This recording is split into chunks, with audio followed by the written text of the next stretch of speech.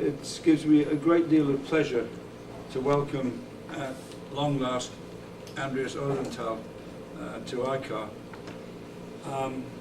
I say at long last because this is the third time we've tried to put this class on. The first time was before Christmas and the dates didn't actually work. The second time was in the middle of one of the blizzards of the early 2010. And the 4 feet of snow on the ground persuaded us that it would be a good idea to postpone it. And at long last we've managed to get Andries here. How to introduce him? That's a bit difficult because he's done so many things during his life. He is, of course, from South Africa.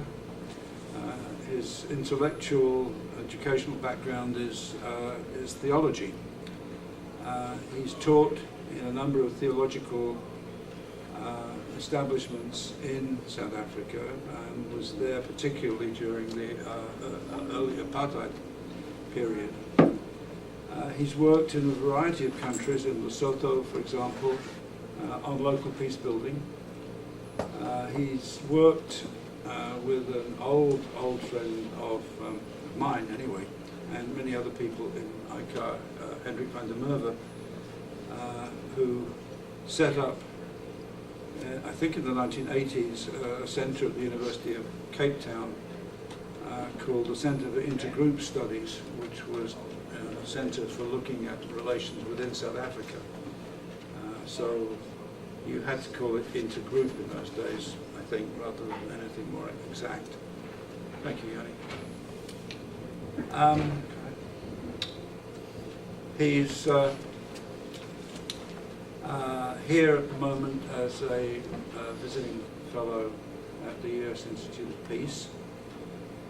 He's had an enormous amount of experience in local peace building, and particularly with peace committees that were set up in the interim between the apartheid government and the handing over of power to Nelson Mandela and the elections that led to the majority rule in South Africa.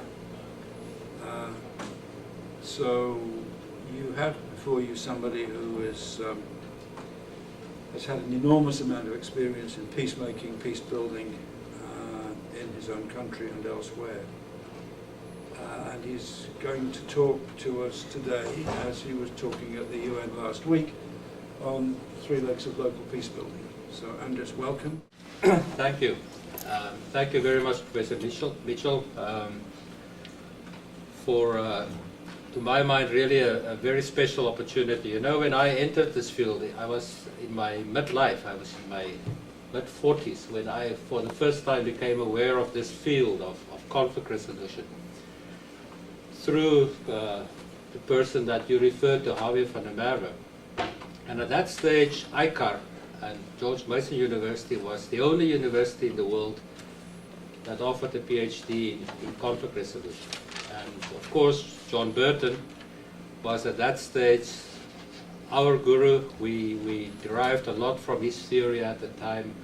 It's been very influential also, not only in my personal life, but also in the work that the center at the stage did.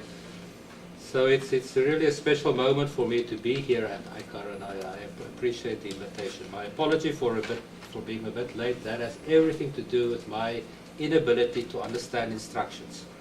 So my apology for that. The instructions were clear and no problem, but I just got it wrong. I want to do 3 things with you today. First of all, I just want to talk a little bit in theory about local peace building and my understanding of where it fits into the bigger picture, and particularly what the importance of local peace building is for the bigger project of national peace building. Then I would like to take you on a quick survey of the world to just alert you to the various countries where formal infrastructures for peace have been established that have a particular focus on local peace building. And this is the area of my study at the moment. I'm looking at the places where these infrastructures have been formalized, in other words, where they enjoy official sanction from the state, and in other words, where you have a mandate from the national actors, the main actors, that local peace building should take place. And then thirdly, I want to discuss with you in studying these various infrastructures, what are the main lessons that come out of it, what are the main features of what I think a successful infrastructure should have. So I hope that is sufficiently sexy for you and interesting, and that we will be able to spend a good time together. Please, at any time, if you feel that I'm not making sense, you're welcome to tell me that and to have a discussion on that. So let's start first of all with local peace building. In the literature, in the peace building literature, conflict resolution literature, I think there's these days a fairly wide acceptance of the importance of local peace building. It hasn't always been like that, but at the moment that is indeed the case. But the fact that in peace building literature, local peace building is accepted, the importance of the local level, doesn't mean that it is accepted outside of the peace building literature. I think in general policy, in policy making circles, and in the more hardline political science literature, very little, if any, attention is paid to the importance of local peace building.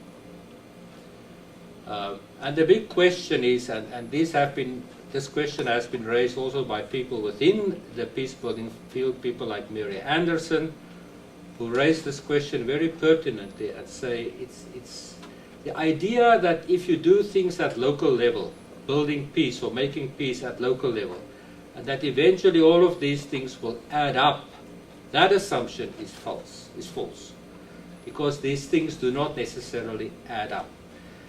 Anderson says that we should pay much more attention to making sure that what we do at the local level is actually aligned to national peace building objectives, and that there is a correlation between what you do at the local level and what you do at the national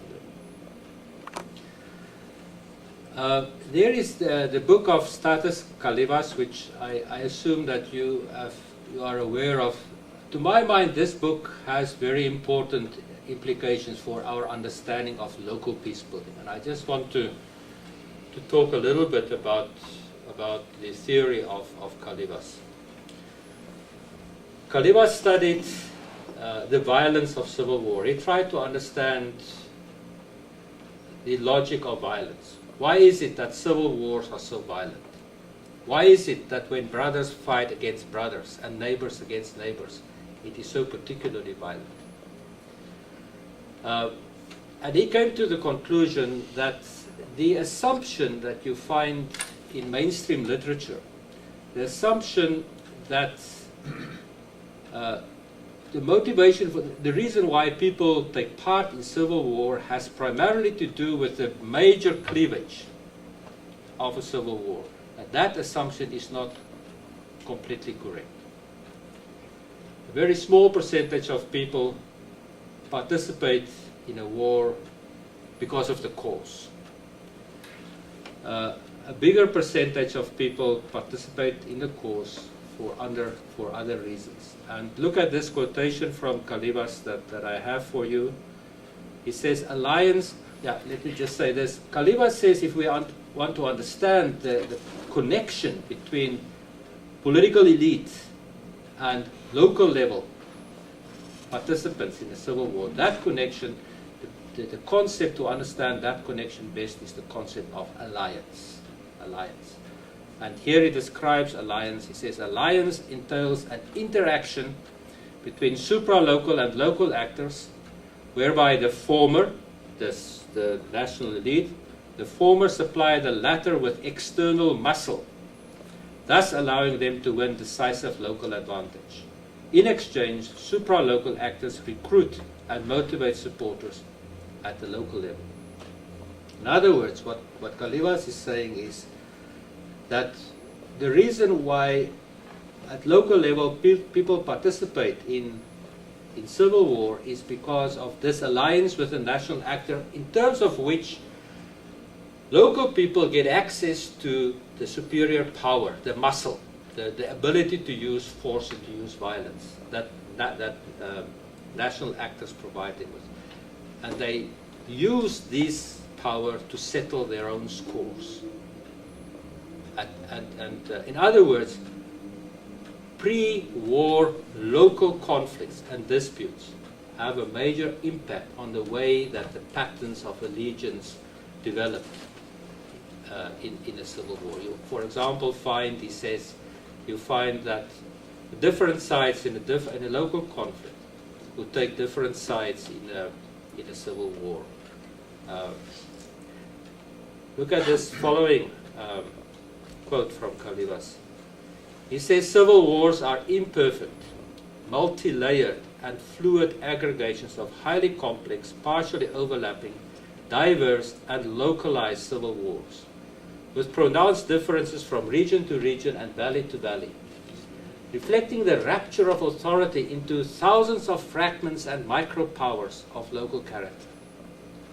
Civil wars are made up of a mosaic of discrete mini-wars.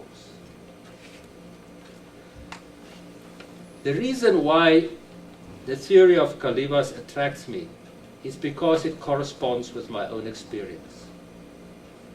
Within my own experience in South Africa and also in other places, I have found that the master cleavage, in South Africa's case, the black-white thing, clearly was an important dimension of any of the local conflicts that I have been involved in. It's there. You can't ignore it. It's just there. And it impacts and influences relationships in very, very serious manners. But if you go into a local conflict, invariably you will find that the manner in which that conflict hits the ground locally is determined first and foremost by local conditions, by local histories, by local actors, by local interpretations of what the master cleavage is all about. And very often we had to deal with, in dealing with local conflicts, we had to deal with local conflicts that, when you go deeper and deeper, had in fact very little to do with the national problem, but in a sense got plugged into the national conflict. And in this way the actors, of course, derive a lot of power or a lot of leverage from the national conflict. Now, if Kalibas is correct, on the assumption that his analysis is correct, I think there are very important implications for local peace building, for our understanding of the importance of local peace building. And the first implication is this one, that if the violence of civil war is produced jointly through an alliance between local and supra-local actors, if that is true, then peace cannot be produced through the imposition of an elite pact. Local dynamics are part of the bigger, complex picture of violence and civil war, and therefore also of peace building.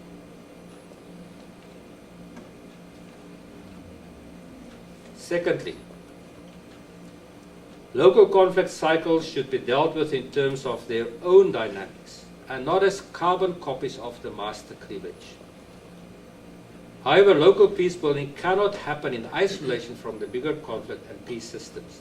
The option is not between top-down or bottom-up peace building, but for joint peace building. You see in the literature, you find that it's almost as if these two approaches are discussed as contrasting, top-down, bottom-up. You have to choose which one of the two you want to do.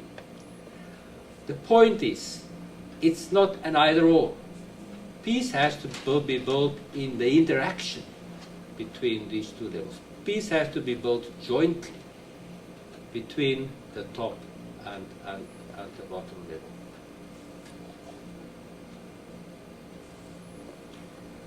And this brings us to the real topic of this afternoon. It implies the need for an infrastructure that links the local with the national, and if necessary the international, and the formal, that is political actors, with the informal, that is civil society.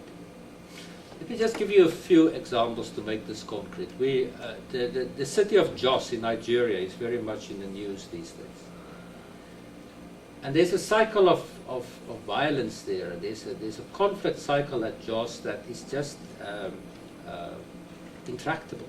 It just continues on and on and on. And this is, on the surface, it looks like, and it is portrayed as a conflict between Muslims and Christians, or alternatively between pastoralist and agricultural ethnic groups, whatever the case may be. The point is, it all happens within a state where there is a formal agreement between Christians and Muslims, where there are formal arrangements for the management of conflicts like this. But this local conflict just doesn't get solved. And my suspicion is that there, and according to some of the analysis, clearly there are local conditions that are driving this conflict, but it gets plugged into the bigger conflict of the Christian-Muslim division. Another example, in Nepal, there was this peace agreement between the Maoist insurgency and the political parties after almost 10 years of insurgency. The interesting thing is that the moment when this peace agreement has been reached, one of the regions, the Terai, exploded in violence. Again, determined by the needs of that very specific group of people in that region, the Madeshi. But again, the manner in which the conflict is portrayed at first layer is that this is part of the struggle for a new constitution for Nepal. When you go deeper, you find that there are very local dynamics that drive conflicts, because also in the Madeshi region, what is called the Madeshi conflict as such, there are local district variations on that conflict. And so we can go on. The point, therefore, is that these local conflicts are part of the bigger equation of what causes violence and conflict in the society. It's one of the constituent factors of the bigger equation, and it has to be dealt with as such. Let me stop here. What I find interesting is that across the world, increasingly, we find that national leaders are acknowledging that they need this link between national peace building and local peace building, and have established the infrastructures to actually provide some form of linkage between these different levels. I'm looking at the moment at 14 examples of such infrastructures across the world, and there may be more. I cannot claim that that I have discovered all of them, because I keep on discovering more. I was in Ethiopia 2 weeks ago, and there I discovered that Ethiopia also has something similar, which I didn't know. And it's an increasing trend. In March of this year, the UN had a workshop, a seminar in Kenya, at Naivasha, on building infrastructures for peace. And 14 African countries attended that workshop, with all of them in some way of either showing interest or in somewhere on the route of establishing these infrastructures. So let's look at the places, the countries where we have them. Quickly, Nicaragua was possibly the first, and these infrastructures that I'm going to show to you now are the result of national peace agreement. So this is where there was a civil war, there's a peace agreement, and in terms of that peace agreement, or as an outcome of that peace agreement, you have an infrastructure that also has a focus on local peace building. Nicaragua, the Esquipulas Accord. In terms of that accord, which was actually a accord that 5 South American nations signed, but Nicaragua was the one that implemented the peace infrastructure consisting of a national peace commission, regional peace commissions, and local peace commissions. And John Paul Lederach has written about that. In South Africa, 1991, the National Peace Accord. Northern Ireland, 1998, the Good Friday Agreement. Northern Ireland, in the Good Friday Agreement, policing was identified as a key peace-building objective. And it is around policing that this infrastructure has been established. The Chris Patten Commission was then appointed, and eventually his report was, in a modified form, accepted in law.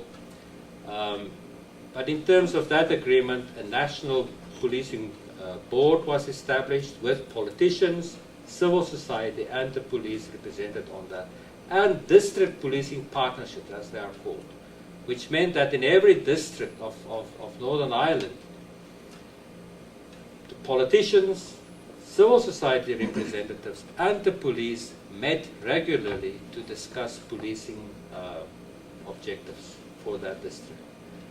Which means it is an informal discussion. It is a consensus-building mechanism, but it is basically a discussion not just about policing, but about the legitimacy of the state, if you really want to go deep down. Macedonia, the Ohrid Framework Agreement of 2001, and in terms of that, as an outcome of that, committees on inter-ethnic relations were established in all the districts where you have that had a major multi-ethnic composition, Macedonians, Albanians, and the smaller groups. Aceh. Now Aceh is a bit of a study in the collapse of an infrastructure. But in 2002, the cessation of hostilities agreement also made allowance for these zones of peace that had to be established, and that whose objective basically was to monitor the ceasefire. But violence broke out quickly after that, so it didn't go far. Côte d'Ivoire, 2003, the Accra Peace Agreement, the second one, established the Ministry of Reconciliation, and one of the tasks of the ministry was to implement local peace and reconciliation committees. Something like 72 of them have been established across the country. Nepal, 2006, the Comprehensive Peace Agreement. In terms of that, the Ministry of Peace and Reconstruction, with a mandate to establish local peace committees. Kenya, in 2008, the National Accord and Reconciliation Act, this is the one mediated by Kofi Annan, that also provided for local peace committees in all the districts of Kenya. So you can see it's quite a number of countries where, as an outcome of a peace agreement, these infrastructures were put in place. Now, machine is now, okay, there we go. Now, the other category of peace infrastructures is in so-called weak states. Now, I'm a bit hesitant to use this term because it has sort of a bit of demeaning connotations to it, but I think we understand what we mean by state weakness when the institutions of state are not functioning properly, and those institutions of the state that have to manage conflict are not functioning properly, either because of a lack of capacity or because of a lack of legitimacy. And there are a number of examples. Kenya features here again, because in Kenya there's the very interesting story of the Wajir Peace Committee, a peace committee that actually succeeded in diffusing a mini war that broke out between different clans around cattle rustling issues. And that was highly successful. Ghana, we have a friend here from Ghana, he will tell me if I'm talking nonsense. But in Ghana at the moment, it's before Parliament at the moment, they are establishing a peace infrastructure whereby there will be a National Peace Council, which already exists, it's already functioning. Regional peace councils, and some of them have already been established. In the north, it has been established. And district peace councils, which still need to be established. And there's a very interesting story about the conflict around the Dagbon chieftainship. How, maybe I should just mention this. In the north of Ghana, there was a whole pattern of local conflicts that centered around chieftainship issues. Very violent. People killed, very violent conflicts. The way in which the state reacted to these conflicts, a typical way, and this is a typical way many states react to these conflicts, is you send in the troops or you send in the police, they squash everything, and then you appoint a commission of inquiry. The commission of inquiry writes a report which has recommendations that are politically not very acceptable, and therefore the report is put on the shelf, and that's it. So the conflict is not really dealt with. In the Dagbon case, the government asked UNDP for support, and did so because in previous conflicts, local society have been efficient, have been effective in diffusing some of these conflicts, like the guinea fowl conflict that some of you may be aware of. And because government had become aware of the fact that there's another approach, there's another methodology for solving conflicts, they invited the UN to come and assist them in this respect. And the manner in which this Dagbon conflict was dealt with was in terms of the logic, the methodology of local peace building. So in collaboration with civil society and all the political actors, the conflict was resolved, by, as you will well know, by working with the different actors and moving with all of them forward on a process of consensus building. And it is an outcome of the success in the Dagbon conflict that now led to the establishment of this region, of this infrastructure. Uganda and the Karamoja region, the Karamoja Integrated Development and Disarmament Project. In terms of that, district peace and development committees will be established. In Malawi, you have around elections, multi-party liaison committees. And again, this is a committee under the auspices of the Electoral Commission, where all the representatives of the political parties that participate in the election, plus civil society, this is a critical ingredient, civil society presence on the election commission have representation there. And they have the task to deal with all local tensions that have the potential to become violent. And Malawi had these committees for 2 elections now, 2004 and again 2009. And the election of 2004 was remarkably less violent than previous elections, and the last election, 2009, in spite of high political tension, there was only one violent incident in that whole election.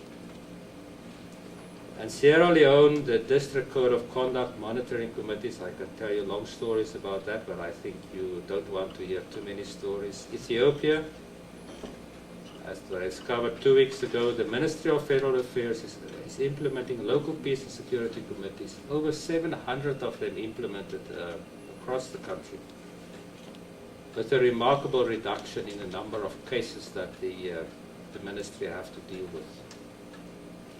So this is just an overview, and if we look at, if we want to categorize them a little bit differently, according to the main focus, the main objective with these local peace committees, some of them, the main focus was violence prevention and local peacemaking. South Africa, Nepal, Kenya, Cote d'Ivoire. Policing in Northern Ireland. Ceasefire monitoring in Nicaragua and Aceh. Elections, Sierra Leone and Malawi. Community conflict, Ghana, Kenya, Ethiopia, Karamoja. And ethnic coexistence in Macedonia and Serbia. Any questions at this stage or comments?